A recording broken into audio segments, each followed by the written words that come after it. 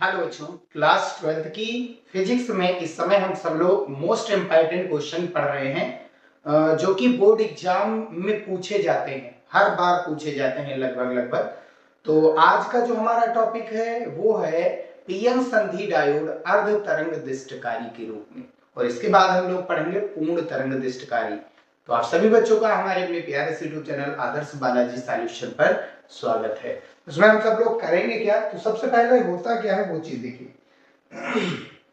हम डायग्राम यहां पर लेते हैं कि एक इसमें उच्चई ट्रांसफार्मर होता है। उच्चई ट्रांसफार्मर आप लोग जानते होंगे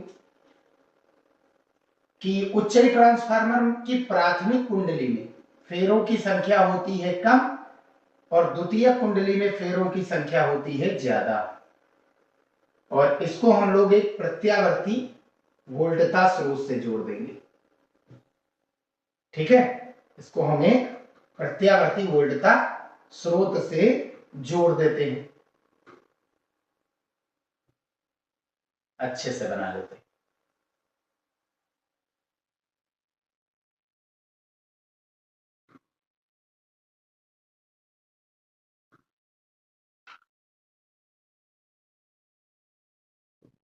ये प्रत्यावर्ती वोल्टता है, ठीक। और ये हो गई इसकी प्राथमिक कुंडली।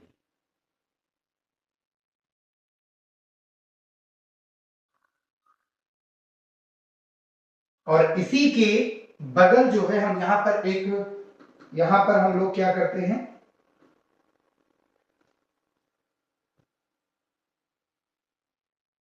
नर्म लोहे की करोड़े डाल देते हैं ऐसी, ठीक, ताकि भंवर धाराएं उत्पन्न ना हो। और इस पर हम द्वितीय कुंडली, इसका जो दूसरा सिरा, ध्यान से समझिए, यहीं पर एक हम द्वितीय कुंडली लेते हैं। कौन सी कुंडली? द्वितीय कुंडली। अब द्वितीय कुंडली में फेरों की संख्या ज्यादा होती, ठीक, ये हो गया। तो द्वितीय कुंडली हो गई है, और ये प्राथमिक कुंडली। प्राथमिक कुंडली के सिरों पर प्रत्यावर्ती वोल्टता स्रोत हमने जोड़ दी। अब द्वितीय कुंडली के एक सिरे पर हम लोग एक डायोड जोड़ते हैं। डायोड, डायोड का डायग्राम जानते हैं ना, ऐसा होता है। तो ये डायोड हम लोग यहां पर एक जोड़ देते हैं, एक डायोड डी है, ठीक है, एक डायोड डी है, ठीक। और इनके भाई समझिए, द्वितीय कुंडली का सिरा ए है ये, और ये सिरा बी। सिरा ए एक डायोड डी के साथ जुड़ा हुआ है, ठीक। और डायोड डी का जो दूसरा सिरा है उसको हम लोग इससे डायरेक्ट जोड़ देते हैं, और यहां पर हम एक लोड प्रतिरोध आर लगा देते हैं, ठीक है। और इसी जगह पर हम लोग निर्गत वोल्टता प्राप्त करते हैं। ये हो गई निर्गत वोल्टता, ठीक है। सी डी लोड प्रतिरोध आर, मतलब समझिएगा, इधर हम सप्लाई देंगे, कौन सी लाइट? ये जो हमारे घरों में चलती है, ठीक है, ट्रांसफार्मर वाली। अब दिष्टकारी का मतलब क्या होता है कि एसी को डीसी में बदलना, प्रत्यावर्ती धारा को दिष्ट धारा में बदलना ही दिष्टकरण या दिष्टकारी, दिष्टकरण कहलाता है, और जो ये बदलता है उसे दिष्टकारी कहते हैं, ठीक है। रेक्टिफायर इंग्लिश में बोला जाता है। इसमें एक ट्रांसफार्मर की प्राथमिक कुंडली के सिरों पर प्रत्यावर्ती वोल्टता स्रोत को जोड़ा जाता है। प्रत्यावर्ती वोल्टता स्रोत होगी, डायग्राम ही है मेन भैया, ये डायग्राम हमने बना लिया, कलर चेंज कर देते हैं ज्यादा से। और यहां पर हम सब लोग एक निवेशी वोल्टता लेंगे। निवेशी वोल्टता हमारी कैसी है, कौन है? प्रत्यावर्ती निवेशी वोल्टता इसको बोला जाता है। ये प्रत्यावर्ती धारा यहां पर जोड़ भेजेंगे, प्रत्यावर्ती निवेशी वोल्टता, जिसका समीकरण क्या होता है, V बराबर V not sine omega T. तो स्टेटमेंट में लिखना है, इसमें एक प्राथमिक कुंडली के सिरों पर प्रत्यावर्ती निवेशी वोल्टता को जोड़ते हैं। ठीक, ट्रांसफार्मर है एक उच्चई ट्रांसफार्मर। कौन सा ट्रांसफार्मर है, उच्चई। इसमें उच्चई ट्रांसफार्मर की प्राथमिक कुंडली पर प्रत्यावर्ती निवेशी वोल्टता को जोड़ सप्लाई देते हैं, जबकि द्वितीय कुंडली के सिरे ए को डायोड डी, ये डायोड डी है, और डी का ये कौन सा क्षेत्र होता है, पी, और ये वाला होता है एन। डायोड डी के पी क्षेत्र से, जबकि डायोड एन को लोड प्रतिरोध आरएल से जोड़ते हुए ट्रांसफार्मर की द्वितीय कुंडली के सिरे बी से कर दिया जाता है। समझिए बात यहां पर, ये बहुत इंपॉर्टेंट है और बहुत जरूरी, बहुत आसान है। इसमें उच्चई ट्रांसफार्मर की प्राथमिक कुंडली के सिरों पर, ये प्राथमिक कुंडली है, प्राथमिक कुंडली के सिरों पर एक प्रत्यावर्ती निवेशी वोल्टता लगाई जाती है, जबकि द्वितीय कुंडली के सिरे एक का संबंध डायोड डी के पी क्षेत्र से कर देते हैं, जबकि डायोड डी के एन क्षेत्र को लोड प्रतिरोध आरएल से करते हुए ट्रांसफार्मर की द्वितीय कुंडली के सिरे बी से कर दिया जाता है। ये हो गई इसकी स्टेटमेंट। ठीक, अब समझिए कॉन्सेप्ट होता क्या है। यहां पर इसको हम लोग थोड़ा सा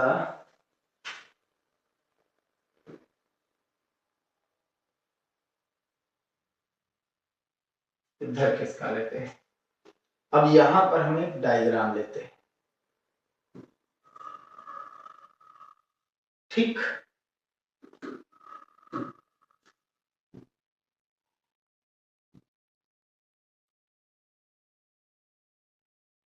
ये हो गई निवेशी वोल्टता का ग्राफ।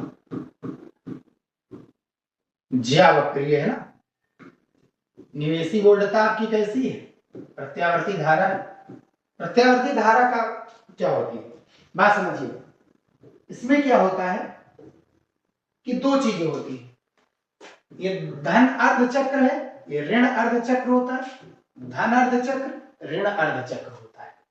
यानी इसका मतलब ये होता है कि जहां पहले ए करंट जो है ए से बी जा रही थी तो प्लस लिया गया, अब करंट की डायरेक्शन बदल गई, अब बी से कहां जाएगी, ए की ओर आएगी, तो करंट की डायरेक्शन बदल गई, तो क्या लेंगे, चिन्ह माइनस। जब ए से, ध्यान से समझिए, ए से बी जाएगी तो ए प्लस पर बी माइनस पर होगा, फिर करंट क्या होगी, बी से कहां आएगी, ए पर आएगी, यानी ए हो जाएगा प्लस पर और बी हो जाएगा प्लस पर और ए हो जाएगा माइनस पर। ये होता है प्रत्यावर्ती धारा। हम जानते हैं पहले अर्ध चक्र में धनात्मक, फिर ऋणात्मक, फिर धनात्मक, फिर ऋणात्मक, मतलब करंट पहले ए से बी जाएगी, फिर अगले अर्ध चक्र में बी से ए आएगी। इसमें यही होता भैया, एक अगर आप कोई बल्ब लगाएंगे, एक बल्ब को आप जोड़ेंगे एक बैटरी या सेल से, तो इसमें क्या होती है, जिस एक तार से करंट जाती दूसरी से आती है, लेकिन अगर इसी बल्ब को आप लोग एक प्रत्यावर्ती वोल्टता स्रोत के साथ जोड़ेंगे, प्रत्यावर्ती वोल्टता स्रोत के साथ, तो इसमें दोनों तार से करंट जाती है। ये अगर ए है और ये बी है, तो करंट ए से बी जाएगी और फिर वापस बी से कहां आएगी, ए आएगी, और ये पर सेकंड में कितने चक्कर मारती है, 50। तो इसीलिए इसकी आवृत्ति 50 हर्ट्ज होती है। ठीक, तो इसमें दोनों चीजें होती है, दोनों तार से करंट जाती आती, जिस तार से करंट जाती उसी तार से करंट वापस आती, तो जाती है तो प्लस, आती है तो माइनस। यही चीज तो हमने यहां पर दिखाया। तो निर्गत वोल्टता का ग्राफ कैसे बनेगा, वो चीज देखिए। ये हो गया, हमको इसका ग्राफ चाहिए।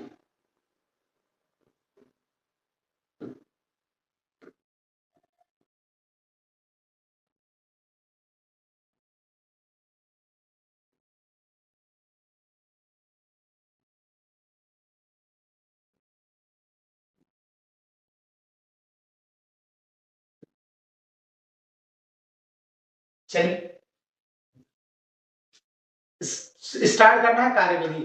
रचना क्या हो गई, बता दिए थे कि इसमें एक उच्चई ट्रांसफार्मर की प्राथमिक कुंडली के सिरों पर प्रत्यावर्ती निवेशी वोल्टता लगाई जाती, जबकि द्वितीय कुंडली के सिरे ए का संबंध डायोड डी के पी क्षेत्र से, जबकि डायोड डी के एन क्षेत्र को लोड प्रतिरोध आरएल से जोड़ते हुए ट्रांसफार्मर की द्वितीय कुंडली के सिरे बी से कर दिया जाता है और बीच में ये नर्म लोहे की क्रोडें बनाई जाती ताकि भंवर धाराएं कम उत्पन्न हो, ऊर्जा की हानि ना हो। ठीक, ये उच्चाई ट्रांसफार्मर होता है। फिर प्राथमिक कुंडली में कम, द्वितीय में ज्यादा, ये वोल्टेज को बढ़ाने का काम करता है। अब आगे जो निवेशी वोल्टता है वो कौन सी, प्रत्यावर्ती, तो उसका समीकरण कैसे आएगा, ये तो आएगा आपका ये वोल्टता, चाहे वोल्टेज रख दो और चाहे आप करंट रख दो, समय के साथ इसका ग्राफ ऐसे बनता है। अब यहां पर समय के साथ ग्राफ कैसे बनेगा वो चीज हमको बताना है। तो चलिए देखते हैं इसमें। जब स्टेटमेंट कार्यविधि में लिखना है, जब प्रत्यावर्ती धारा का धन अर्ध चक्र होता है, प्रत्यावर्ती धारा के धन अर्ध चक्र में, प्रथम धन अर्ध चक्र में, ये धन अर्ध चक्र में डायोड द्वितीय, सॉरी माफ कीजिए, एक बार फिर से देखते हैं। इसमें प्रत्यावर्ती वोल्टता के धन अर्ध चक्र में ट्रांसफार्मर की द्वितीय कुंडली का सिरा ए धन विभव पर व बी ऋण विभव पर होता है, ए धन विभव पर व बी ऋण विभव पर होता है। तो आप समझिए बात, ए प्लस से तो यानी पी वाला प्लस से जुड़ा है और एन वाला माइनस से, पी उच्च विभव पर एन निम्न विभव पर, तो इसको क्या कहते हैं, अग्रभिन्नत। क्या कहेंगे, अग्रभिन्नत। अग्रभिन्नत यानी कि जो पी क्षेत्र होता है उसको पॉजिटिव यानी उच्च विभव पर, और जो एन क्षेत्र होता है उसको नेगेटिव यानी कि निम्न विभव पर रखा जाता है, तो अग्रभिन्नत था। और अग्रभिन्नत में विद्युत धारा का प्रवाह होता है, यानी यहां पर हमको धारा मिलती है, यहां पर हमको धारा मिलती है, धारा मिलेगी।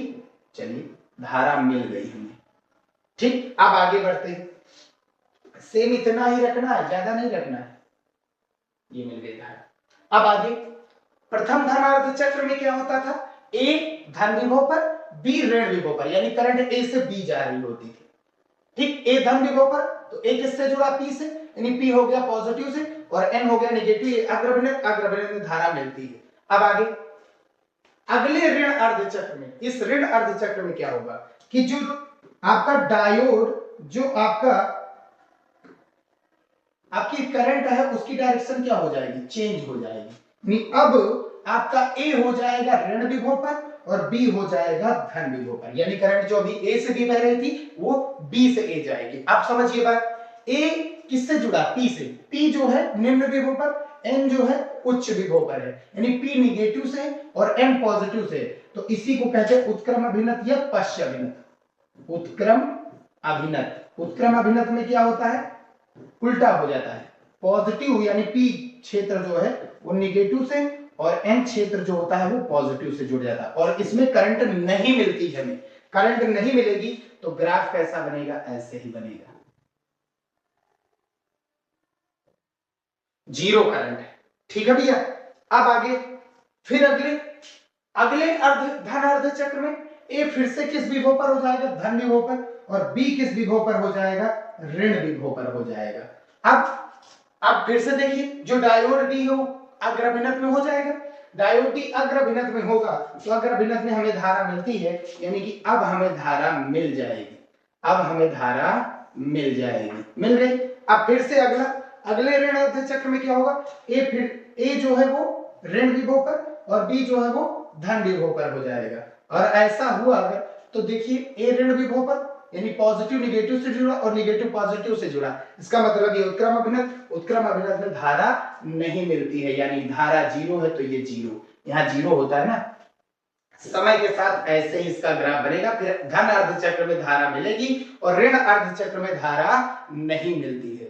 यानी ये काम क्या करता है कि ऋण अर्ध चक्र वाली जो धारा है ये धारा की दिशा को नहीं बदलने देता, डायोड का काम यही होता है। डायोड जो होता है वो धारा की दिशा को बदलने ही नहीं देता, डायोड धारा की दिशा को बदलने नहीं देता है, आप ये चीज याद रखिए, डायोड जो होता है वो धारा की दिशा को बदलने नहीं देता है, और धारा की दिशा जब नहीं बदलेगी तो जाहिर सी बात है धारा की दिशा नहीं बदलेगी तो वो प्रत्यावर्ती धारा नहीं होगी।